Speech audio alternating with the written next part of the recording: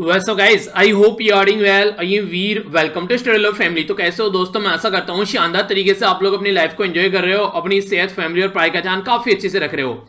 ये देखिए कितनी शानदार बात यहाँ पर बोली गई है। सही दिशा और सही समय का ज्ञान न हो तो उगता हुआ सूरज भी डूबता हुआ दिखाई देता है। अगर आप लोग किसी भी पर्टिकुलर एग्जाम की तैयारी कर रहे हैं, कोई बिजनेस स्टार्ट कर रहे हैं या फिर कोई नया काम स्टार्ट करने आप लोग जा रहे हैं, अगर उस काम के बारे में आप लोगों को सही दिशा न मिले और सही ज्ञान उसके बारे में आप लोगों को न हो तो वो आप लोगों को एक डिजास्टर फेज में ले जाकर रखेगा, जहां से निकलना मुश्किल हो जाएगा। और दुनिया भर की जो भी आप लोगों ने पूरी लाइफ में जो चीजें आज तक इकट्ठा की है, जो भी लाइफ में आप लोगों ने ज्ञान या फिर पैसा इकट्ठा किया है, वो भी बर्बाद होता हुआ नजर आएगा। इसलिए सही दिशा और सही समय होना काफी ज्यादा जरूरी है अगर आप लोग किसी टारगेट तक पहुंचना चाहते हैं, अपने गोल को अचीव करना चाहते हैं। अगर एग्जाम की प्रिपरेशन के बारे में मैं आप लोगों से बात करूं तो आप लोगों के लिए पुराने क्वेश्चन पेपर और जो आप लोगों का सिलेबस है वो आप लोगों को सही दिशा और सही ज्ञान देगा, ताकि आप लोग एग्जाम के पैटर्न को समझ पाएं और जो भी एग्जाम की आप लोग तैयारी कर रहे हैं उसको अचीव कर पाएं। तो इसलिए कोशिश कीजिएगा अपना जो टाइम है वो इन्वेस्ट कीजिएगा एक सही डायरेक्शन लेने में और सही समय पर उसको यूटिलाइज कीजिएगा। यानी कि फिर बाद में ये होता है कि फिर पछताए क्या करे जब चिड़िया चुग गई खेत, तो बाद में जब टाइम निकल जाएगा फिर आप लोग पछताते रहोगे। तो इसलिए कोशिश ये करनी है कि टाइम निकलने से पहले ही अपना सही दिशा और सही ज्ञान प्राप्त कर अपना टारगेट को अचीव करना है। तो ये थी कुछ ज्ञान की बातें, आई होप कि आप लोग अंडरस्टैंड कर रहे होंगे। इसी के साथ में आज का जो मैप बेस्ड क्वेश्चन आप लोगों का वो देख लेते हैं। यहां पर जो बात की जा रही है गल्फ ऑफ गुनिया, जाकर मैप में नहीं हारेगा कहां पर ये लोकेटेड है, कल फिर इसके बारे में हम लोग डिस्कस करेंगे। बाकी काफी कुछ शानदार डिस्कस करने के लिए आज के द हिंदू न्यूज़पेपर में। तो सबसे पहले यहां पर आप लोगों के सामने एक छोटी सी इंफॉर्मेशन है कि जो आप लोगों के सामने अभी दो वीडियो डेली आप लोगों को देखने को मिला करेगी। एक वीडियो होगी 4 बजे नैनो मैगजीन की और दूसरी होगी द हिंदू न्यूज़पेपर की 7 बजे। ये आप लोगों को एंजॉय करनी है दोनों वीडियो करंट अफेयर के लिए। इन वीडियो को अगर आप लोग देखते हैं तो करंट अफेयर आप लोगों का कवर हो जाएगा। आज की डेट में जो मॉर्निंग में ये फर्स्ट टाइम वीडियो आई, काफी अच्छा लगा मुझे। लगभग 430 के करीब जो बच्चे थे वो लाइव देख रहे थे, ये काफी अच्छा लगा मुझे। तो ये जो वीडियो होती है एग्जैक्ट 4 AM आप लोगों को देखने को मिलेगी। तो लाइव उठकर आप लोग देखते हैं और आधे घंटे में आप लोगों की नींद भी उड़ जाएगी पूरी कंप्लीटली। इसके बाद में आप लोग अपना डे जो है वो सब लोगों से पहले स्टार्ट कर सकते हैं। यानी कि जो 5 बजे उठते हैं, 6 बजे उठते हैं, 7, 8, 10 बजे उठते हैं, उनसे पहले काफी अच्छे अपने डे को आप लोग स्टार्ट कर सकते हैं। तो यहां पर आप लोगों को एक तरीके से एडवांस रहेंगे पूरे दिन में। और स्टार्टिंग में जब डे को इस तरीके से आप लोग स्टार्ट करेंगे एक मोटिवेशन के साथ में, तो आप लोगों को काम करने में मजा आएगा। एक तो देखिए दो तरीके के इंसान होते हैं, एक तो होता है कि मन लगाकर काम कर रहा है, एक होता है कि बस टाइम पास करना है, काम करना है, किसी तरीके से काम निपट जाए। अगर निपटाने वाला इंसान काम कर रहा है तो वो सही तरीके से रिजल्ट नहीं मिलेगा उसको, पर लेकिन जो मन लगाकर काम कर रहा है उसको एक सही रिजल्ट मिलता हुआ आप लोग को नजर आएगा। ओके, तो आप लोग किस कैटेगरी में आते हैं ये आप लोग खुद डिसाइड कीजिए। आइए अब आर्टिकल देखते हैं। काफी इंपॉर्टेंट आर्टिकल है, यहां पर किसानों के जो भी अभी ग्रीवेंस है उनके बारे में बात की जा रही है। तो आर्टिकल के ऊपर नजर डालेंगे आखिर हमारी कंट्री में किसान जो है वो प्रोटेस्ट क्यों कर रहे हैं। तो इसी के साथ में जो नीचे वाला आर्टिकल है यहां पर, ये बेसिकली जो बात कर रहा है पेशेंट की सेफ्टी, यानी कि अगर कोई मरीज है वो बीमार है काफी ज्यादा है तो उसकी सेफ्टी के बारे में बात की जा रही है कि उसको आयुर्वेदा के पास में जाना चाहिए या एलोपैथी के पास में जाना चाहिए। तो ये आर्टिकल दोनों को कंपेयर कर रहा है। तो डिटेल में इसके बारे में जानेंगे और कंपेयर करेंगे काफी अच्छे से, ताकि आप लोग चीजों को अंडरस्टैंड कर सकें। साइड वाला नीचे वाला आर्टिकल कोविड-19 के बारे में बात करें। कोविड-19 जैसे बढ़ रहा है, सर्दियां जैसे आ रही हैं, तो उसमें और ज्यादा नेगेटिव इंपैक्ट देखने को मिलेगा। तो इसके ऊपर हल्का सा नजर डालेंगे, कुछ इंपॉर्टेंट बातें मैं आप लोगों को यहां पर बताऊंगा जो कि एग्जाम के पॉइंट ऑफ से इंपॉर्टेंट यहां पर होंगी। ये आर्टिकल एक इंपॉर्टेंट आर्टिकल है यहां पर, ये आंसर राइटिंग के पॉइंट ऑफ से भी और डायरेक्ट इंटरव्यू में भी आप लोगों से क्वेश्चन पूछे जा सकते हैं। बोला जा रहा है कि is a person address public information, यानी कि अगर पर्सन किसी पर्टिकुलर पर्सन का जो एड्रेस है क्या वो पब्लिक इंफॉर्मेशन है, तो इसके ऊपर डिस्कशन किया जा रहा है। अभी केस यहां पर बॉम्बे हाईकोर्ट का देखने को मिला तो उसके बारे में एनालिसिस है। इंडिया और नेपाल के रिलेशन को समझाने की कोशिश की जा रही है, पर लेकिन जो राइटर है वो नेपाली है, तो इसलिए नेपाल के फेवर में थोड़ा सा आर्टिकल लिखा गया है। इंडिया को एक तरीके से दिखाने की कोशिश की जा रही है कि नेपाल के पास में इंडिया के अलावा और भी देश हैं। तो इस तरीके से आर्टिकल इंटरेस्टिंग है, डिस्कस करने में मजा आएगा। ये साइड वाला जो आर्टिकल है यहां पर, आज की डेट में अगर आप लोग हमारी कंट्री में जो राज्य है छत्तीसगढ़, यहां पर बहुत ज्यादा माओइस्ट एक्टिविटी देखने को मिलती है, तो उसी के बारे में यहां पर बात की जा रही है। बोला जा रहा है कि ज्यादा से ज्यादा अगर सिक्योरिटी फोर्स हम लोग यहां पर डिप्लॉय कर पाएंगे तो उससे क्या क्या फायदा होगा। एक तो सबसे पहले ये समझिए, अगर ज्यादा सिक्योरिटी फोर्स रहेगी तो प्रॉपर वे में इंफ्रास्ट्रक्चर डेवलप किया जा सकेगा, स्कूल वगैरह ओपन किए जा सकेंगे, जो इंप्लॉयमेंट जनरेट अच्छे से होगा। अगर कंस्ट्रक्शन सेक्टर को अच्छे से हम लोग आगे लेकर चलेंगे, लोगों के हाथ में अगर जॉब होगी तो सही तरीके से अपनी लाइफ को लीड कर पाएंगे, अच्छे तरीके से उनको सारी गवर्नमेंट की सर्विस प्रोवाइड कराई जा सकेगी। तो इसके चलते उनकी जो डिपेंडेंसी यहां पर मॉइस्ट के ऊपर वो कहीं ना कहीं खत्म होती नजर आएगी और उनका खौफ उनके दिमाग से निकलेगा, तो सही डायरेक्शन में अपनी लाइफ को लेकर चलते हुए नजर आएंगे। तो ये बातें यहां पर समझाने की कोशिश की गई है। ठीक है, छत्तीसगढ़ जो है हमारी कंट्री में ये राज्य, इसको मध्य प्रदेश से अलग कर एक नया राज्य बनाया गया था। तो किस साल में इसको अलग कर एक नया राज्य बनाया गया था, इसके बारे में आप लोग जाकर थोड़ा सा सर्च कीजिएगा, पता होना चाहिए आप लोगों को ये बेसिक इंफॉर्मेशन। ये साइड वाला जो आर्टिकल है इसके बारे में थोड़ा सा मैं आप लोगों से यहीं पर ही बातें कर लेता हूं। एक पर्सनैलिटी के बारे में बात की जा रही है। पर्सनैलिटी का टेररिस्ट बोलना जाएगा, पर्सनैलिटी तो नहीं बोल सकते। बात है यहां पर थाऊर राणा। हमारी कंट्री में 26/11 के जब अटैक मुंबई के अंदर देखने को मिला, उस टाइम पर कई सारे जो टेररिस्ट हैं उनको तो वहीं पर ही ढेर कर दिया गया था हमारी कंट्री की सिक्योरिटी फोर्सेस के द्वारा। पर लेकिन कुछ लोग ऐसे थे जो इसके पीछे मास्टरमाइंड थे और वो बच निकले। इन्हीं में से एक ही इंपॉर्टेंट इंसान यहां पर है जो रिसेंटली अभी यहां पर जो यूएसए की जो कोर्ट है उसके द्वारा बोला गया कि इसका काफी बड़ा हाथ था मुंबई टेरर अटैक में। तो अब हमारी कंट्री को ये मिल सकता है इंसान, ये पाकिस्तान का रहने वाला है पर कैनेडियन पाकिस्तानी कैनेडियन पर्सनैलिटी है, यानी कि एक तरीके से पाकिस्तान का रहने वाला इंसान है जो कि कनाडा की सिटीजनशिप रखता है। तो इसके द्वारा काफी बड़ा रोल प्ले किया गया था मुंबई टेरर अटैक को अंजाम देने में। अब हो सकता है कि ये इंसान जो है इंडिया को मिले और इंडिया में इसके खिलाफ केस चले और फिर देखते हैं क्या कंडीशन यहां पर निकल कर आती है, क्योंकि 150 से भी ज्यादा लोगों की यहां पर जान गई थी। तो उनको न्याय मिलेगा अगर ये अपने सही अंजाम तक पहुंच पाता है, बिल्कुल ऐसी जैसे अजमल कसाब। तो उसी तरीके से आप लोग इस इंसान को यहां पर ध्यान रख सकते हैं। तो देखते हैं कंडीशन कैसे यहां पर बनती है आगे आने वाले टाइम में। बाकी आज का ये कार्टून है आप लोगों के सामने, कार्टून को अटेम्प्ट करने की कोशिश कीजिए। यहां पर ये कौन है यहां पर और यहां पर ये कौन है, ठीक है। दोनों यहां पर बता रहा है, बोला है वी आर बिजी कल्टिवेटिंग, यानी कि हम लोग यहां पर एक तरीके से खेती करने में बिजी हैं।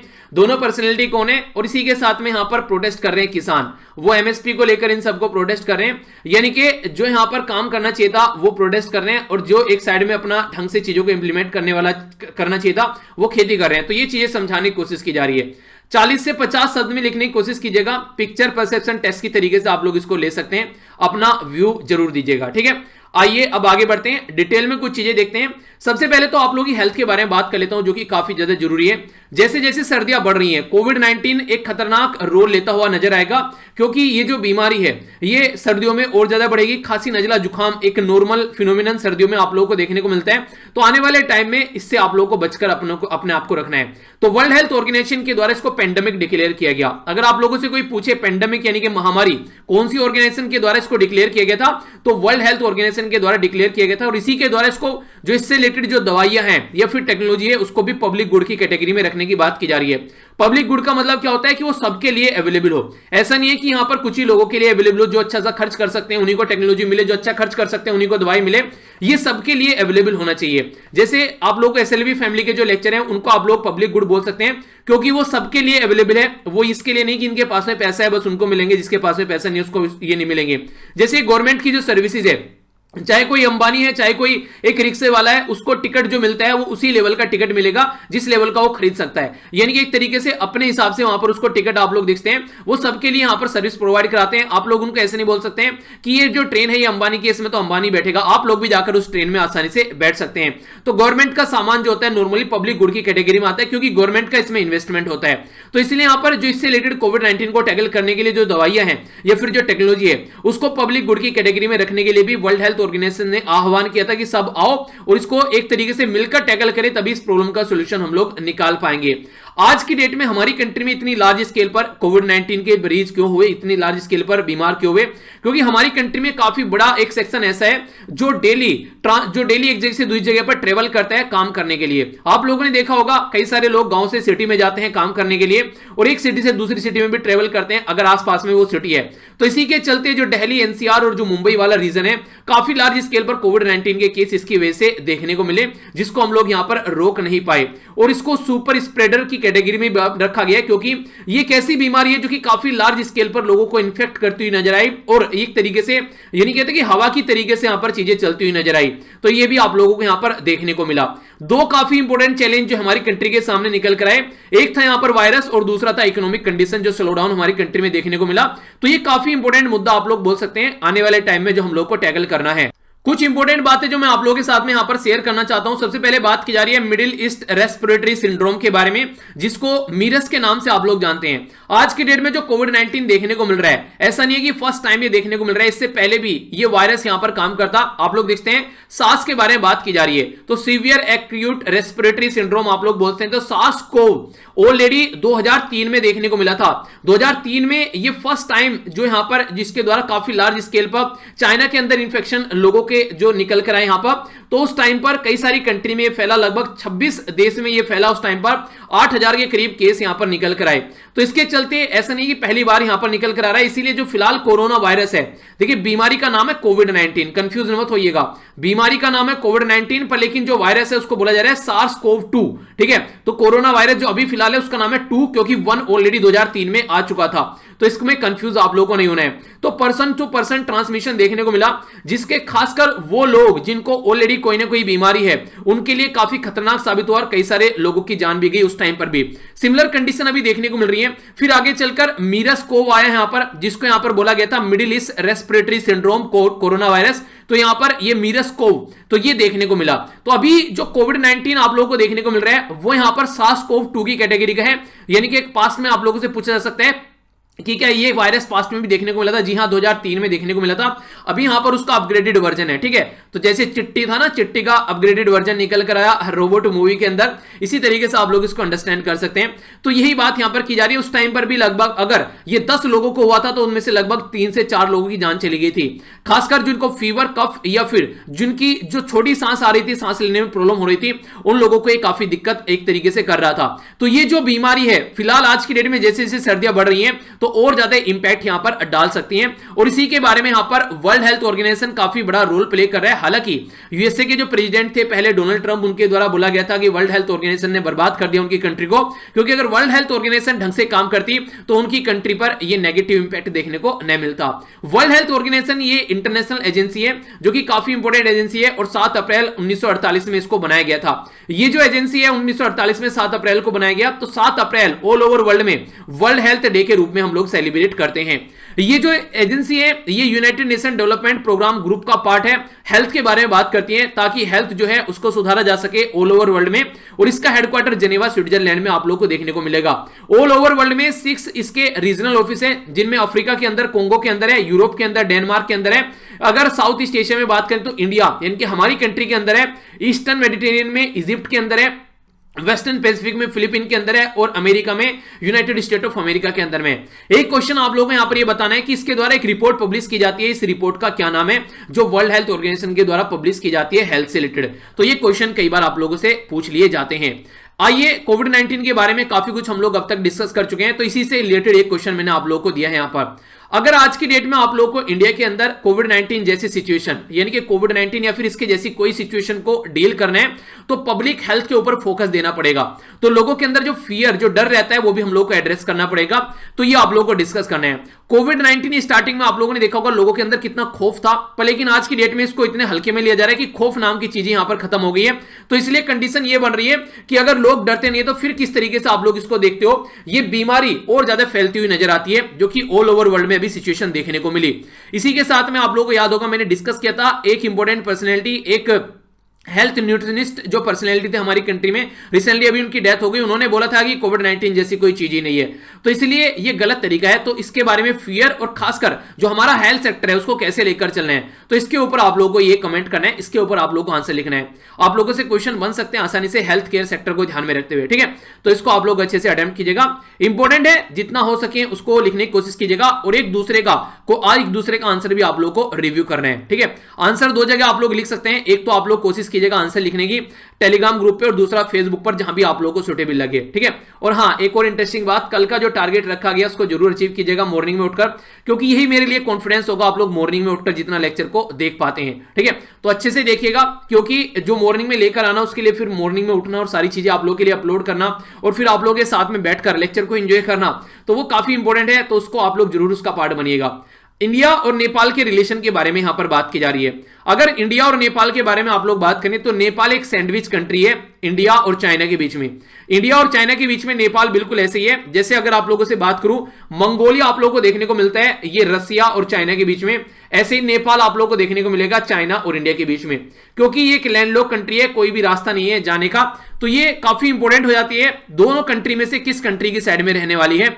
क्योंकि अगर बात करें नेपाल की, और नेपाल को तो छोड़िए, जो हमारे पड़ोसी देश हैं कई बार इस चीज का फायदा उठाते हुए नजर आते हैं, वो क्या करते हैं, वो ये करते हैं कि जैसे जैसे यहां पर अगर बात करें उनको लगता है कि इंडिया से ज्यादा हेल्प नहीं मिल रही है तो चाइना की साइड में जाना स्टार्ट हो जाते हैं, और चाइना से ज्यादा हेल्प नहीं मिल रही है तो इंडिया की साइड में आना स्टार्ट हो जाते हैं। यानी कि इंडिया से अगर हेल्प निकलवानी है तो चाइना की गोद में बैठ जाओ, और चाइना से अगर हेल्प निकलवानी है तो इंडिया की गोद में बैठ जाओ। और ये पैटर्न जो है कई सारी कंट्री पड़ोसी देश भी फॉलो करते हुए नजर आते हैं। इंडिया और नेपाल के जो रिलेशन है अभी रिसेंटली काफी लो लेवल पर नजर आ रहे थे, कई सारी कंट्रोवर्सी दोनों कंट्री के बीच में देखने को मिली।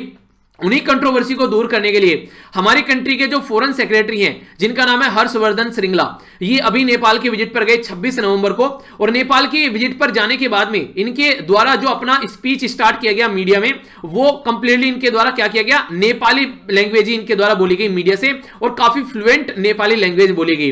तो यहां पर जो राइटर बोल रहे हैं कि हम लोग अपनी ट्रेडिशनल जो अप्रोच लेकर चलते हैं इंडिया और नेपाल के रिलेशन को, तो उसमें चेंज कर सकते हैं और आने वाले टाइम में हम लोग चीजों को सुधार सकते हैं। अब सुधारेंगे कैसे तो वो देखने को मिलेगा, पर लेकिन पहले ये देखिए कि बिगड़े कहां से थे, सबसे ज्यादा रिलेशन कहां पर बर्बाद होने स्टार्ट हुए।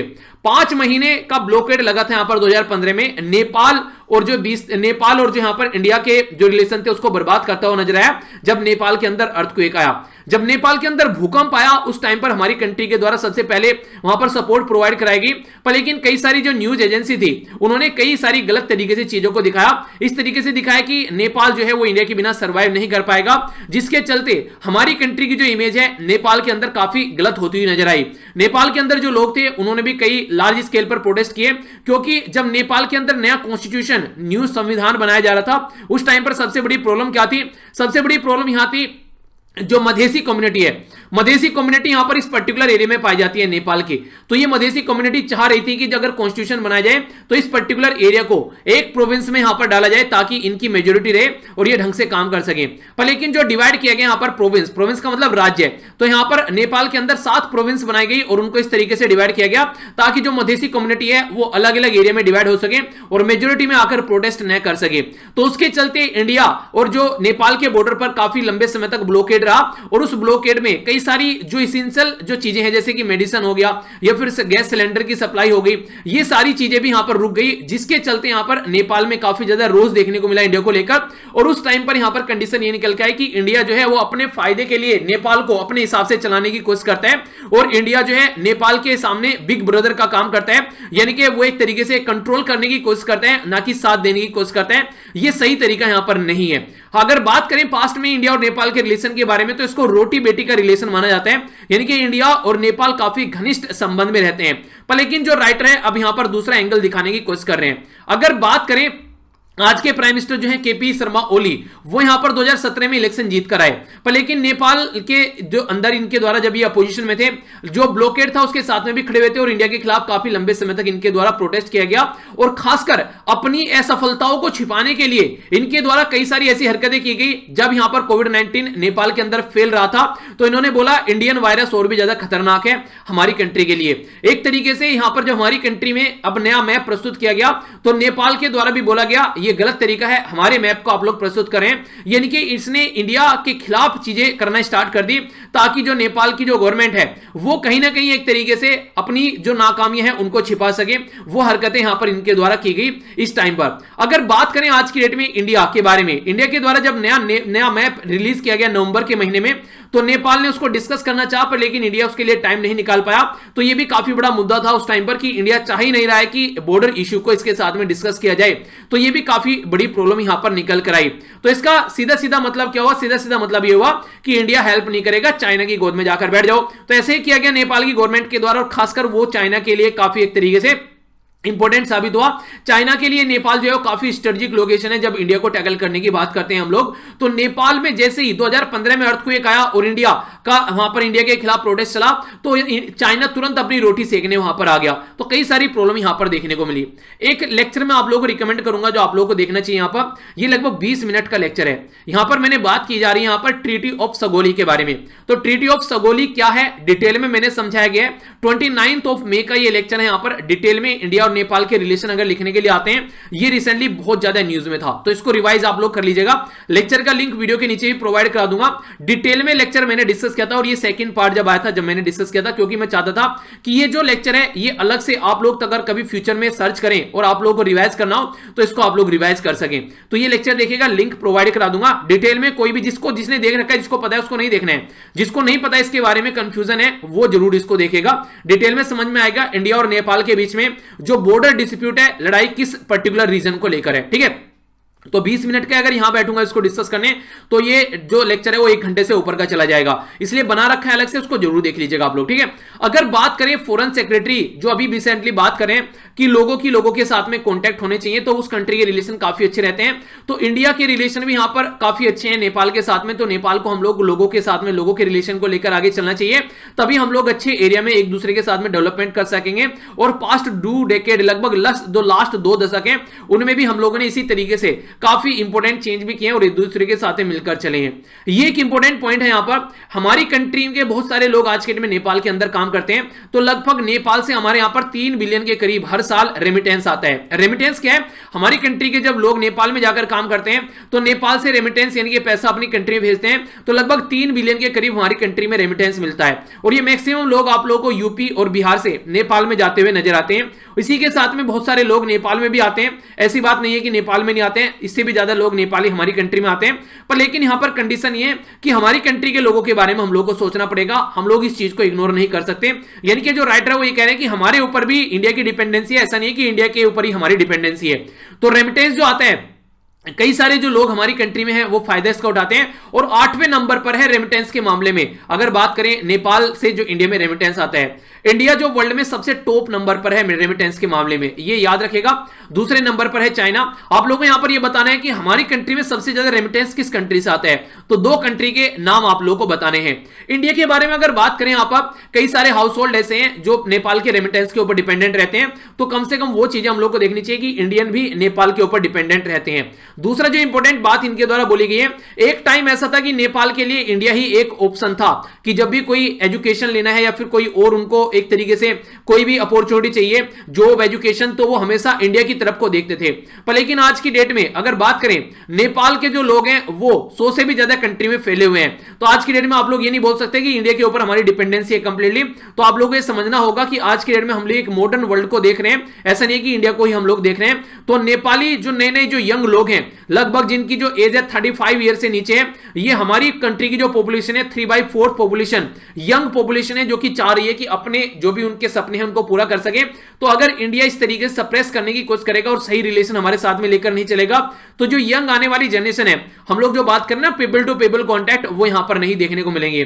तो ये सारी चीजें हम लोग को अंडरस्टैंड करनी पड़ेगी, तभी जाकर नॉर्मल चीजें यहां पर हो सकती हैं। और नेपाल के अंदर जो नेपाल की इंटरनल चीजें उसमें इंटरफेयर न कर सपोर्ट करें, ताकि नेपाल भी एक प्रॉपर डेमोक्रेसी बनी रहे और नेपाल के अंदर भी सही चीजें सही तरीके से चलती रहे। नहीं तो नेपाल के पास में भी ऑल्टरनेटिव है चाइना, इसलिए जो चाइना की गोद में जाकर नेपाल बैठ जाता है जब इंडिया जो है कुछ गलत करता है या फिर इंडिया जो है कुछ अपने हिसाब से कराने की कोशिश करता है। तो ये यहां पर काफी इंपोर्टेंट आर्टिकल है। तो देखते हैं यहां पर अभी हमारी कंट्री के जो यहां पर फॉरेन सेक्रेटरी हैं अभी नेपाल की विजिट में, तो उससे हमारे रिलेशन कितने ज्यादा इंप्रूव होते हुए नजर आते हैं। ठीक है, तो इसके बारे में आप लोग आइडिया रख सकते हैं। ये भी एक काफी इंपोर्टेंट आर्टिकल यहां पर बोल सकते हैं, is a person address public information. क्या एक पर्सन का एड्रेस वो पब्लिक इंफॉर्मेशन है? मान लीजिए कोई पर्टिकुलर पर्सन है, वो चाहता है अपनी पब्लिक इंफॉर्मेशन को प्राइवेट रखना, तो क्या उसका एड्रेस अगर कहीं शेयर कर दिया जाए तो उसको क्या नुकसान हो सकते हैं, उसके बारे में बात की जा रही है। तो क्या ये होना चाहिए, क्या ये है? तो इसके बारे में एक बैलेंस डिस्कशन काफी अच्छे से यहां पर राइटर के द्वारा किया गया, तो डिटेल में इसको समझते हैं। सबसे पहले तो आप लोग ये समझिए, जब हम लोग बात करते हैं प्राइवेसी के बारे में, तो प्राइवेसी हमारी कंट्री में एक फंडामेंटल राइट बना दिया गया था सुप्रीम कोर्ट के द्वारा, और ये जो फंडामेंटल राइट बनाया गया था ये 2017 में बनाया गया था। याद रखना 2017 में सुप्रीम कोर्ट में एक केस आया था जिसको बोलते हैं KS. Puttaswamy case. KS. Puttaswamy case जब सुप्रीम कोर्ट में आया तो इसने ये बोला कि प्राइवेसी फंडामेंटल राइट है। फंडामेंटल राइट कहां पर है? ये है आर्टिकल 12 से लेकर आर्टिकल 35 तक फंडामेंटल राइट है। इसके अंदर आर्टिकल है 21 राइट टू लाइफ। तो जब कोई इंसान पैदा होता है तो उसी के साथ में उसकी प्राइवेसी भी पैदा हो जाती है। तो ये याद रखिएगा आप लोग, ये काफी इंपॉर्टेंट एक पॉइंट बन जाता है और इसको आंसर राइटिंग में भी आप लोग यूज कर सकते हैं या फिर इस पर्टिकुलर मुद्दे पर डायरेक्ट क्वेश्चन आप लोगों से पूछा जा सकता है। ठीक है, तो प्राइवेसी के बारे में बात की जा रही है। तो क्या यहां पर जो आप लोग का एड्रेस है वो पब्लिक इंफॉर्मेशन हो सकता है? आखिर ऐसा क्यों बोला जा रहा है इसके बारे में थोड़ा समझते हैं, क्योंकि आप लोग तभी इसके साथ में कनेक्ट कर पाएंगे। साकेत गोखले करके एक एक्टिविस्ट है यहां पर, ये महाराष्ट्र के अंदर, अभी इनका केस पहुंचा बॉम्बे हाई कोर्ट में। तो यहां पर बेसिकली केस में क्या था? केस में यह था कि साकेत गोखले का जो कॉन्टैक्ट और जो इनकी डिटेल एड्रेस है वो वेबसाइट पर पब्लिश कर दिया गया, क्योंकि इनके द्वारा एक आरटीआई डाली गई थी और उस आरटीआई में इनके द्वारा इंफॉर्मेशन लेने की कोशिश की गई थी कुछ पर्टिकुलर मुद्दे के ऊपर जो कि गवर्नमेंट के खिलाफ थे। तो इनकी इंफॉर्मेशन जो थी, मिनिस्ट्री ऑफ इंफॉर्मेशन ब्रॉडकास्टिंग जो है यहां पर हाईकोर्ट के द्वारा बोला गया है कि इसकी इंफॉर्मेशन यहां से रिमूव की जाए। यह गलत तरीका है इस तरीके से इंफॉर्मेशन को पब्लिक करना।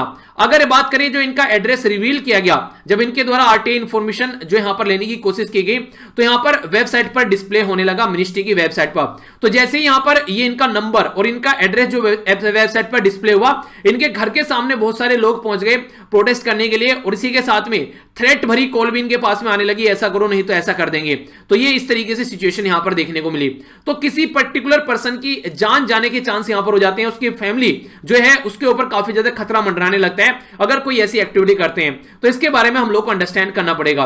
तो इसी के बारे में बात की जा रही है कि जब यहां पर स्लोगन होने लगे रूलिंग पार्टी के जो लोग थे, खासकर अगर कोई भी एक्टिविस्ट अगर ऐसा कुछ करता है तो रूलिंग पार्टी के जो लोग हैं वो ऐसी हरकतें करते हुए यहां पर नजर आते हैं। तो लार्ज क्वेश्चन यहां पर जो निकल के आता है वो ये है कि क्या यहां पर किसी पर्टिकुलर पर्सन का जो एड्रेस है वो पब्लिक है या फिर प्राइवेट इंफॉर्मेशन है। तो ये हम लोग को समझना पड़ेगा, क्योंकि ये काफी इंपॉर्टेंट है। जब ट्रांसपेरेंसी के बारे में बात करते हैं, गवर्नेंस के बारे में बात करते हैं, अगेंस्ट करप्शन को फाइंड करने में बात करते हैं, तो वहां पर भी एड्रेस वगैरह होना काफी ज्यादा जरूरी है। मान लीजिए आज की डेट में आप लोग किसी स्कीम का फायदा उठाते हैं और गवर्नमेंट बोलने लगे कि हम लोगों ने इस स्कीम को 6 लाख से ज्यादा लोगों को पहुंचा है, पर लेकिन 6 लाख लोगों के नाम वहां पर लिखे हुए हैं, तो हम लोग क्या उनको आइडेंटिफाई कर पाएंगे कि 6 लाख लोगों को इसका फायदा पहुंचा है? अगर उन पर्टिकुलर पर्सन का नाम हो और उसके सामने उसका एड्रेस लिखा हो, तभी तो हम लोग को पता चलेगा। कल को जाकर अगर चेक भी कर रहे हैं कि क्या ये इंफॉर्मेशन सही है तो हम लोग तभी चेक कर पाएंगे। अगर पर्टिकुलर पर्सन की जो स्कीम प्रोवाइड कराई जा रही है उसकी इंफॉर्मेशन को हम लोग जनता के सामने नहीं रखते हैं, तो फिर इससे क्या नुकसान होगा?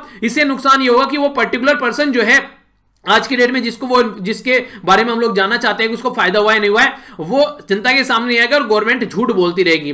तो ट्रांसपेरेंसी बनाने के लिए और करप्शन को रोकने के लिए यहां पर अगर देखा जाए तो कुछ इंफॉर्मेशन पब्लिक डोमेन में रहना जरूरी है। और हमारी कंट्री में अगर बात करें रूल और रेगुलेशन के बारे में, तो बात यहां पर यह की जा रही है कि जो रेजिडेंस और इसी के साथ में जो ऑफिस एड्रेस है वो कभी प्राइवेट सब्जेक्ट माना ही नहीं गया हमारी कंट्री में, जो इंडियन लॉ है उनके हिसाब से।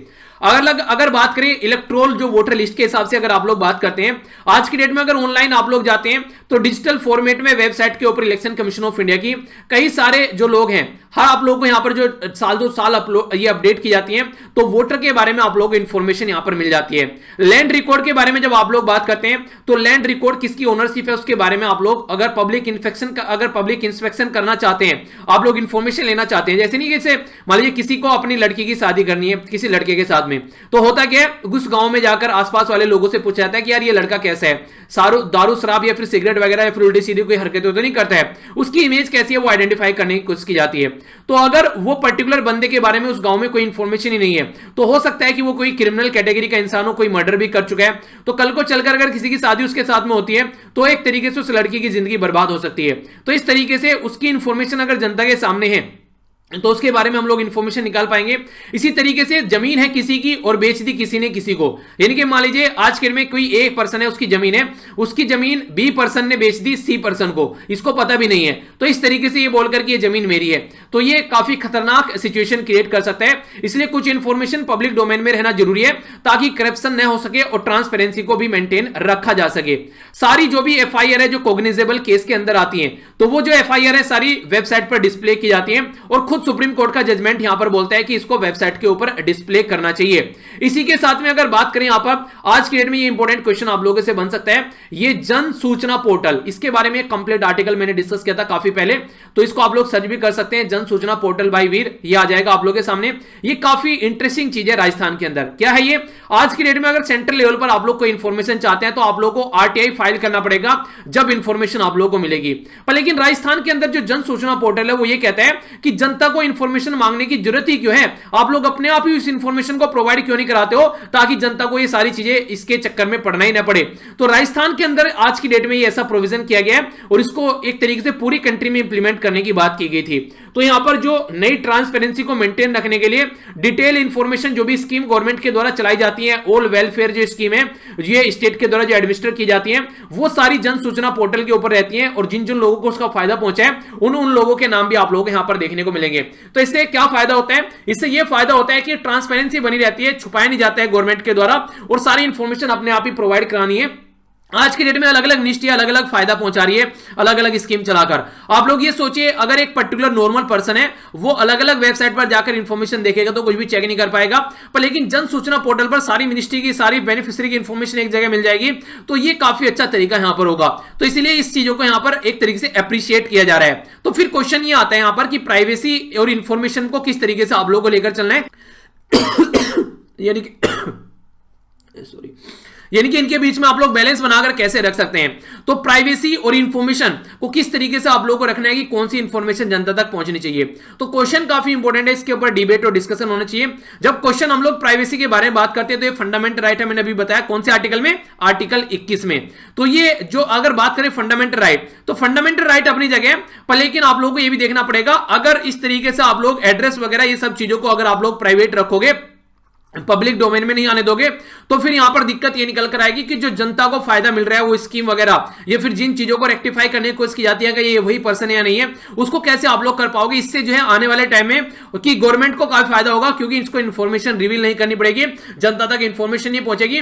तो बहुत सारा डेटा जैसे छिपाया जाता है, कितने किसानों ने सुसाइड किया, अनएम्प्लॉयमेंट का डेटा जनता के सामने निकल कर आ रहा है, इसी तरीके से कितने लोगों को फायदा पहुंचा है वो भी अब जनता के सामने निकल कर नहीं आएगा और गवर्नमेंट बोल देगी कि हम लोगों ने तो सबको फायदा पहुंचा दिया है। तो ये सारी बातें हम लोग को अंडरस्टैंड करनी पड़ेगी। तो अभी जो यहां पर जजमेंट है बॉम्बे हाई कोर्ट का, वो एक थिन आइस की तरीके से यहां पर, जो कि एक तरीके से काफी क्रिटिकल पॉइंट आप लोगों को यहां पर देखने को मिल रहा है। एक साइड में राइट टू प्राइवेसी है और एक साइड में इंफॉर्मेशन है जो अवेलेबल होनी चाहिए जनता के सामने ताकि पता चल सके कि गवर्नमेंट करप्ट तो नहीं है, सही तरीके से इंफॉर्मेशन प्रोवाइड करा रही है। तो इनके बीच में एक बैलेंस लेकर चलने वाली बात होगी। तो आरटीआई जो एक्ट है वो क्लियरली यहां पर ऑल इंफॉर्मेशन जो गवर्नमेंट के द्वारा कोई इंफॉर्मेशन रहती है वो अगर कोई सिटीजन पूछना चाहता है तो उसको मिलनी चाहिए। सेक्शन 8 और 9 को अगर यहां पर छोड़ दिया जाए जो कि सिक्योरिटी के पॉइंट ऑफ से इंपॉर्टेंट है, और यहां तक भी चीजें बोली जाती हैं कि जो इंफॉर्मेशन पार्लियामेंट और स्टेट लेजिस्लेचर को मिल सकती है वो सारी इंफॉर्मेशन यहां पर हमारे पर्सन जो सिटीजन को मिलनी चाहिए। तो इस तरीके से यहां पर अगर सिटीजन को इंफॉर्मेशन मिलनी चाहिए तो आप लोग इनके बीच में कैसे बैलेंस करोगे कि हाँ एड्रेस जो है वो जनता के सामने नहीं रहना चाहिए या फिर रहना चाहिए, तो उसको आप लोग को अंडरस्टैंड करना पड़ेगा। इनके बीच में एक बैलेंस क्रिएट कर चलना पड़ेगा। इस तरीके से आप लोग नहीं बोल सकते कि जो एड्रेस है उसको आप लोग हटा दीजिए, क्योंकि इसका कॉन्सिक्वेंसेस जो स्कीम होती है गवर्नमेंट की वो इंप्लीमेंटेशन पर काफी इंपैक्ट पड़ता हुआ नजर आएगा।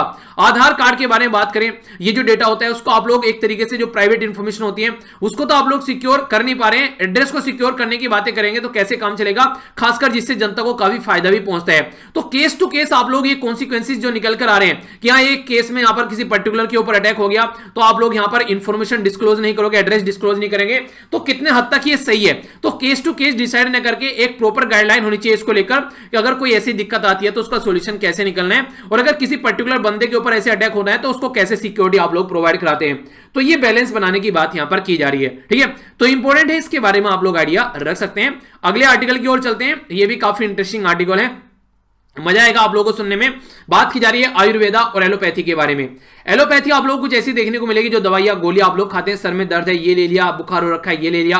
एक साइड में आयुर्वेदा है। यहाँ पर आयुर्वेदा में जो चीजें फॉलो की जाती हैं, हमारा पुराना मेडिसिनल सिस्टम फॉलो किया जाता है, जो कि काफी इंपोर्टेंट था हमारे पुराने टाइम में, जिसको हम लोग अब तक फॉलो करते हुए आ रहे थे। पर लेकिन आज की डेट में जो स्पीड आ गई है, जो एलोपैथी की वजह से, सर में दर्द है तो 2 मिनट में सही हो जाएगा, ये खा लो, पेट में दर्द है इनो खा लो ये सही हो जाएगा, गैस बन रही है इस तरीके से काम कर लो।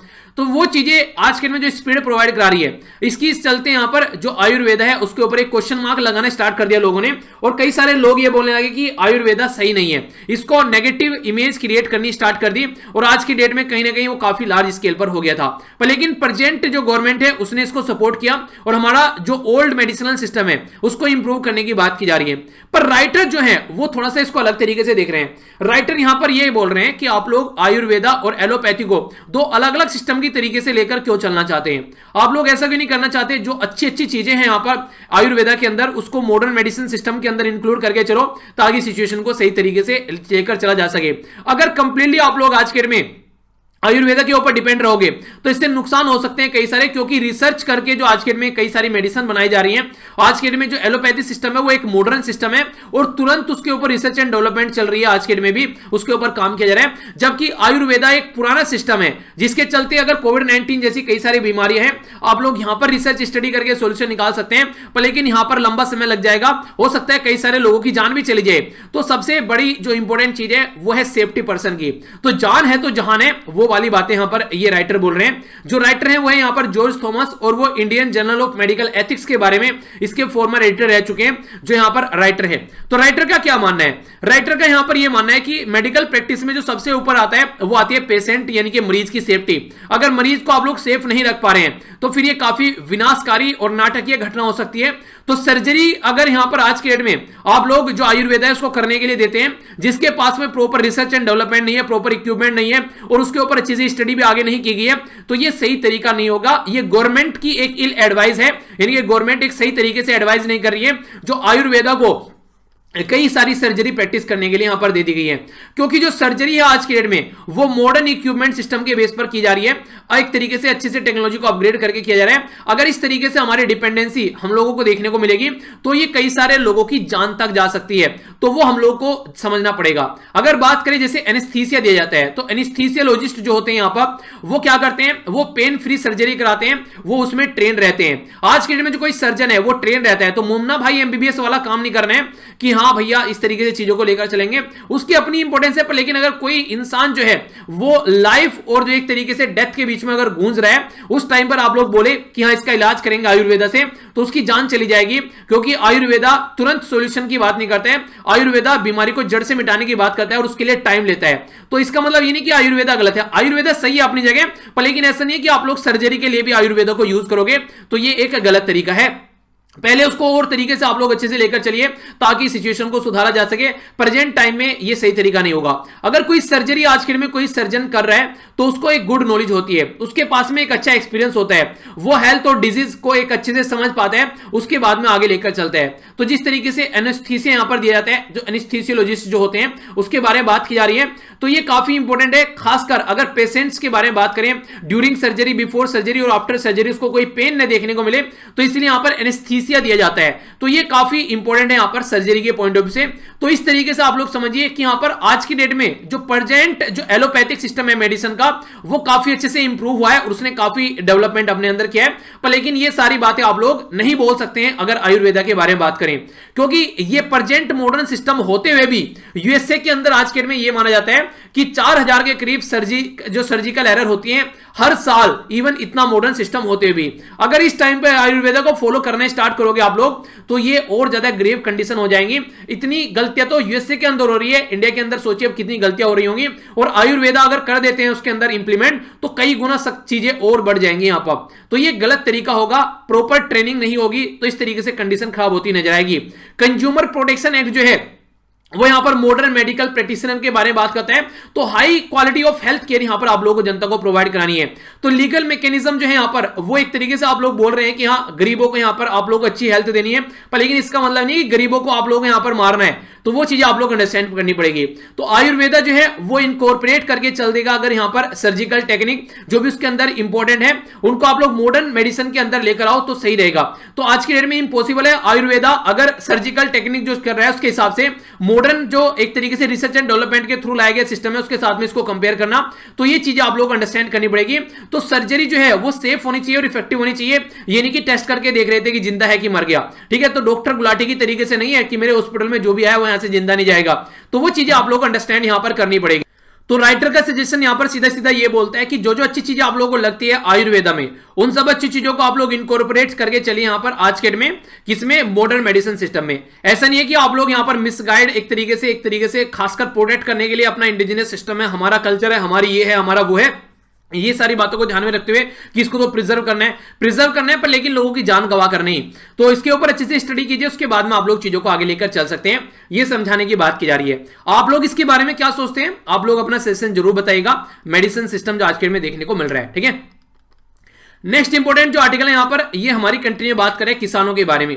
तो जो किसान है उसके ऊपर क्या इंपैक्ट देखने को मिल रहा है अभी यहां पर जो जिस तरीके से प्रोटेक्ट कर रहे हैं तो उसके बारे में बात की जा रही है। अगर गवर्नमेंट के बारे में बात करें तो गवर्नमेंट क्या बोल रही है, गवर्नमेंट ये बोल रही है कि जो उसके द्वारा जो फार्म एक्ट लाए गए हैं अभी हमारी कंट्री में वो यहां पर मैनी मार्केट जो प्राइवेट प्लेयर हैं उनको स्टेब्लिश करेगी, यानी कि एक तरीके से कई सारे लोग और आएंगे, जितने ज्यादा लोग होंगे उतना ही ज्यादा मार्केट में बैलेंस रहेगा। कोई अकेला रहता है तो मार्केट में मोनोपोली क्रिएट हो जाती है, तो मिडिल मैन जो होगा वो खत्म हो जाएंगे। यानी कि जो गवर्नमेंट यहां पर चाहती है कि जो किसान है उसको उस तक पैसा पहुंचे, ऐसा नहीं है कि मिडिल मैन खा जाते हैं, खेतों में से लेकर आ जाते हैं उसको 3 रुपए किलो, मार्केट में मिलता है 12 रुपए किलो, तो ये गलत तरीका है। फार्मर को जो है फार्मर फ्री होगा, किसी भी सेलर को अपनी चीजें बेच सकता है, ऐसा नहीं है कि वो मार्केट मंडी के लिए ही उसको जाना है। और इसी के साथ में फार्म गेट जो प्राइस है वो भी यहां पर बढ़ता हुआ नजर आएगा। फार्म गेट प्राइस आप लोग समझिए पहले, फार्म गेट प्राइस वो प्राइस है जो मार्केटिंग कॉस्ट उससे हटा दी जाती है, यानी कि एक तरीके से जो फार्मर के गेट यानी कि किसानों के खेतों से निकला हुआ जो प्रोडक्ट है और वहां पर जो उनको प्राइस मिलना चाहिए, तो ये सारी चीजें उनको यहां पर बोला कि इंप्रूव होती नजर आएंगी। पर लेकिन फिर भी किसान प्रोटेस्ट कर रहे हैं, ये तो सारी चीजें अच्छी चीजें हैं अगर ये इंप्लीमेंट की जाती हैं, तो किसान जो है वो उसको अलग तरीके से देख रहे हैं। किसानों का ये मानना है कि फार्म गेट प्राइस जो है वो डिक्रीज होता हुआ नजर जाएगा, क्योंकि जो कॉर्पोरेट है उनकी प्रेजेंस जो है एग्रीकल्चर मार्केट के अंदर वो अपने फायदे के लिए यहां पर काम करेंगे। एक तरीके से मिनिमम सपोर्ट प्राइस भी हम लोगों को नहीं मिलेगा जो कि हमारे लिए नुकसानदेह होगा। कल को अगर मिनिमम सपोर्ट प्राइस हट जाता है तो प्राइवेट प्लेयर जिस भाव में चाहेंगे उस भाव में सामान को खरीदेंगे, जो कि हमारे लिए नुकसानदेह होगा। तो किसान जो है इसी के लिए प्रोटेस्ट कर रहे हैं, उनको ये लग रहा है कि जो बातें बोली जा रही है वो कागज में ही देखने को मिलेगी, आगे हमारे लिए एग्जैक्टली जब इंप्लीमेंट की जाएंगी तो वो वहां पर सही से नजर नहीं आएंगी। अगर बात करते हैं सबसे पहले अगर आप लोग यहां पर देखते हैं एग्रीकल्चर प्रोड्यूस मार्केट कमेटी, जिनको आप लोग मंडी बोलते हैं, तो गवर्नमेंट ये बोलती है कि जो मंडी है यहां पर इनकी आज के डेट में मार्केट में काफी लार्ज स्केल पर मोनोपोली है, खासकर रूरल एरिया में। अगर बात करें यहां पर गवर्नमेंट के डेटा के हिसाब से कि आज की डेट में अगर आप अगर बात करें चावल के बारे में या गेहूं के बारे में तो ओनली 29% और 44% यहां पर मंडी में बेचा जाता है। बाकी का यहां पर बात करें 49% और 36% जो यहां पर ये दूसरा जो यहां पर ये प्रोडक्ट है ये मंडी से बाहर बेचे जाते हैं। तो कैसे आप लोग बोल सकते हैं कि मंडी जो है वो रोल प्ले कर रही है, तो ये गवर्नमेंट का तर्क है। बाकी बात करें कि यहां पर जो मंडीज है जो फार्मर है वो फोर्स होते हैं आउटसाइड सेल करने के लिए मंडी, क्योंकि एनफ मंडी यहां पर नहीं है। तो रीजन जो है यहां पर प्राइवेट इन्वेस्टमेंट यहां पर नहीं आ पाते हैं, क्योंकि मंडी जो है वहां पर उनकी मोनोपोली चलती है, तो इसको मोनोपोली को खत्म कर रहे हैं गवर्नमेंट यहां पर ये बोल रही है। पर लेकिन जो किसान प्रोटेस्ट कर रहे हैं वो अलग चीजों को लेकर चल रहे हैं। उनका ये मानना है कि अगर कल को यहां पर इस तरीके से प्राइवेट प्लेयर आते हैं तो एमएसपी हमसे छीन लिया जाएगा, जो कि मिनिमम सपोर्ट प्राइस है उससे कम से कम हमारा खर्चा तो निकल जाता है कि भैया हाँ इतना हमको मिलेगा, कम से कम ये तो कंफर्म रहता है। और इसी के साथ में जो commission for agriculture cost and price है वो कई बार यहां पर रिकमेंड कर चुके हैं कि फूड ग्रेन का जो प्रोक्योरमेंट किया जाता है यहां पर गवर्नमेंट के द्वारा उसको बंद कर देना चाहिए। तो इसके चलते आने वाले टाइम में अगर ये कंडीशन देखने को मिलेगी तो हमको काफी नुकसान देखने को मिलेगा। तो डिस्कशन बिटवीन जो गवर्नमेंट और जो फार्मर है वो काफी इंपॉर्टेंट है, इसको हम लोग को आगे लेकर आना चाहिए। सबसे पहले तो इंपॉर्टेंट बात यह है कि आज के दिन में हमारी कंट्री में जो मंडी है उनको हम लोग को इंक्रीज करें या फिर ना करें, जो प्रेजेंट मंडी है उनको ढंग से इंप्रूव करना है और उनको इंक्रीज भी आप लोग कर सकते हैं, इंफ्रास्ट्रक्चर डेवलपमेंट कर सकते हैं और मिनिमम सपोर्ट प्राइस सिस्टम जो है वो यहां से नहीं हटना चाहिए अगर किसानों को सही डायरेक्शन में आप लोगों को लेकर चलना है। मंडी जो है भले ही आप लोग ज्यादा मंडी नहीं लेकर है पर लेकिन बेटर इन्वॉल्वमेंट मंडी के अंदर यहां पर होना चाहिए। इंटरनल प्लेयर अगर मंडी के अंदर कोई आना चाहता है वो आसानी से आ सके वहां पर। ई ट्रेडिंग को आगे लेकर चलना चाहिए। लाइसेंसिंग इंट्रोड्यूस यहां पर की जानी चाहिए जो कि एक यूनिफाइड होनी चाहिए सब राज्य के अंदर।